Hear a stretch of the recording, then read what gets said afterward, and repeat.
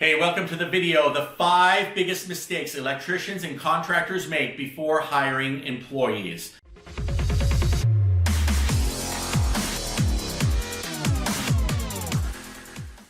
Hey, before we get into the video, I want to thank our sponsor, Upstrive. I'm excited about this sponsor because it goes hand in hand in what I'm passionate about, and that is getting you in the trade and you to succeed.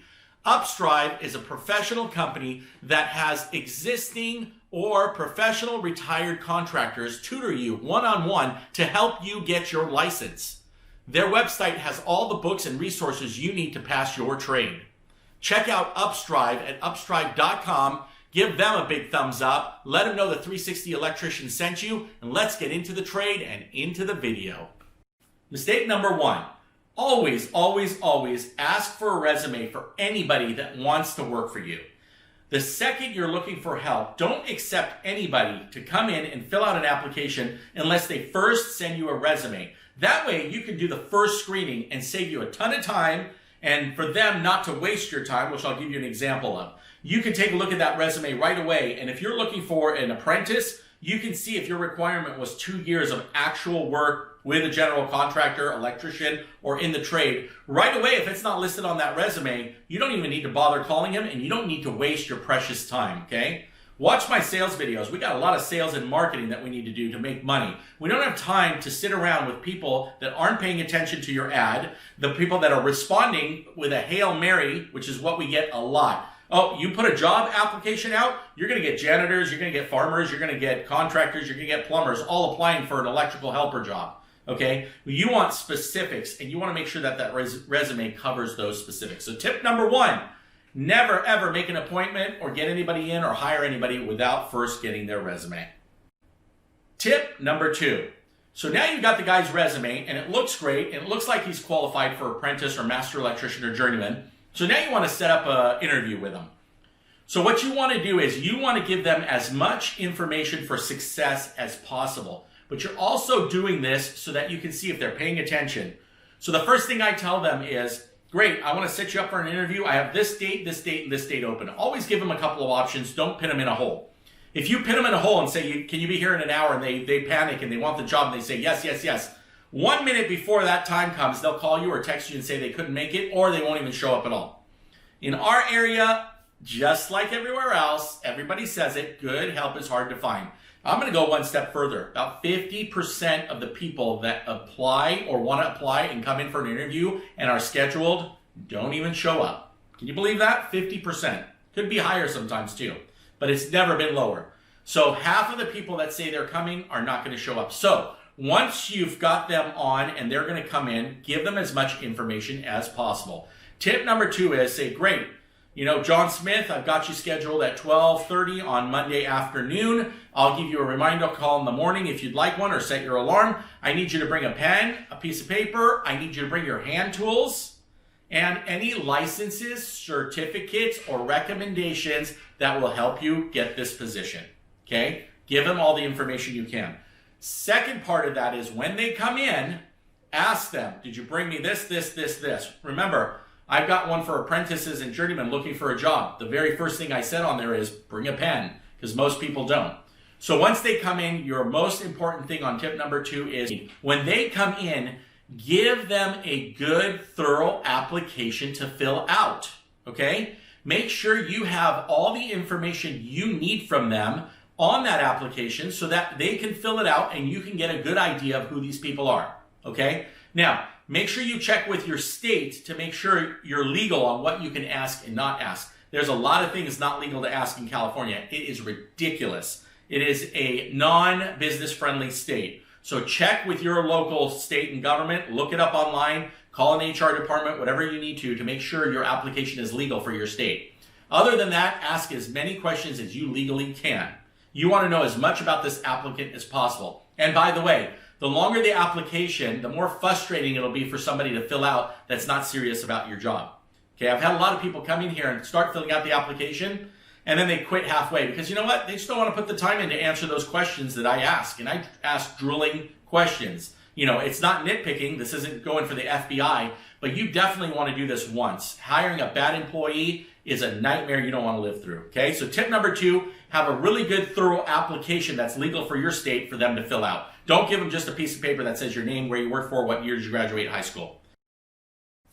Tip number 3, once they've filled out that thorough application, don't just take it and be like, okay, what do I do with it next? Be prepared for a thorough interview, okay? Ask tough questions. Ask questions, again, that are legal in your state, that are not on that application, that's going to make them sweat a little bit, okay? Get them to get out of their shell. Everybody's a little bit nervous when they apply for a job. I get it. You want to get them out of being nervous, but you want to drill them on a couple of things. Let them know that you're serious out front. Let them know the things you will tolerate and what you will not tolerate right up front, okay? Do a good interview. Go online, type in Google interview questions. Again, check with your state, make sure it's legal, and then go down that list. If I find my list, I'll link it down below, but they're good questions. Ask some personal questions that you know you can ask, okay? But most of all, if there's any gaps in work. So in other words, they worked for 3 years, they didn't work for 6 months or a year, they worked for, 4 years, and then they didn't work for a year, and then they worked again. Well, you want to find out razor sharp what they did in between. To me, that's an indicator of a couple of bad things, okay? Somebody that's worked for 5 or 6 years and then all of a sudden didn't work, either went to jail, it has some kind of substance abuse, or just has personal things, a lot of us do, but it's going to interfere with work. So you want to find out why they took a break from work, especially if they didn't go back to school or more training, all right? Super important. Make sure you ask the right questions in the interview.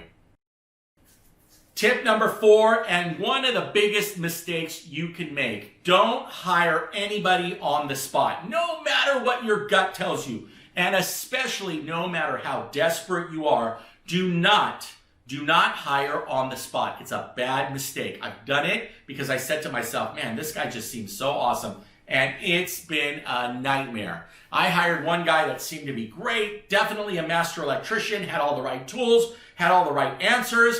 I got 5 phone calls in the first week of him trying to run people off the road, okay? That was before I could even do his driving background check. Don't hire anybody on the spot. Trust me on this one.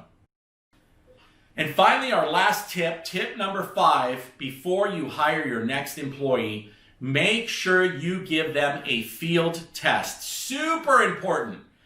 I told you in the beginning, I make all my applicants bring their hand tools. Why? A hand tool is the fingerprint of an electrician, okay? I just trademarked that. The tools, your tools, are the fingerprint of your trade. When I see tools that are arced, I don't say, oh man, this guy doesn't know what he's doing. I actually say, awesome.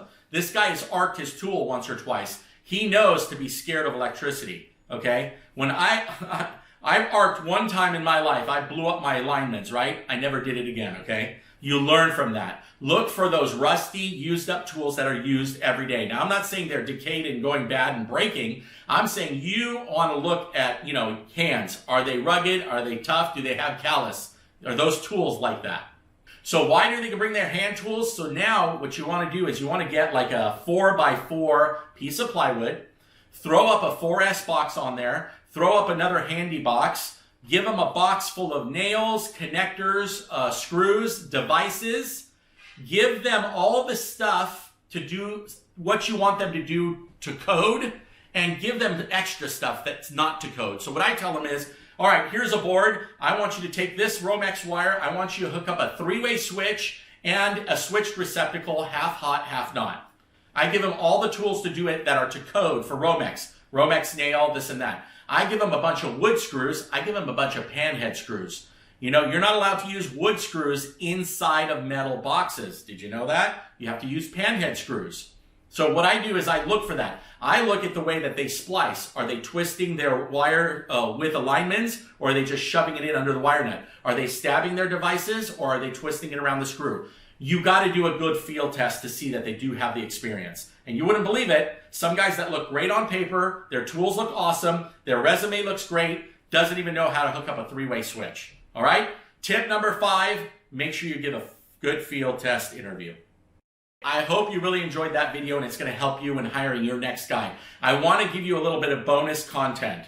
What you need to do as an employer, I don't care what state you're in, make sure you get a good employee handbook. It is super important. Your handbook is your blueprint for employees. It tells them their vacation times, when they need to call in, when they need to call off, what their sick pay is, what their pay level is, what you're expected of them, anti-harassment, unemployment information, everything you need to stay legal. If there's ever a problem, you're protected by that handbook. So if you don't have one, reach out to an HR company, reach out to your workman's comp company, find out if they have an HR department, and get yourself a really good employee handbook.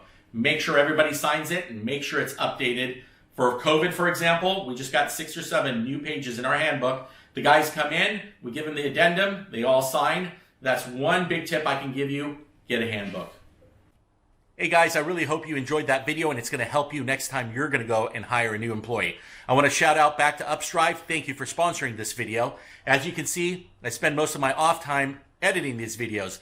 The way you can repay me and thank me is to subscribe, hit that like button, hit the bell so that I can bring you more videos like this. Until I see you on the next one, keep banging it out for 2021.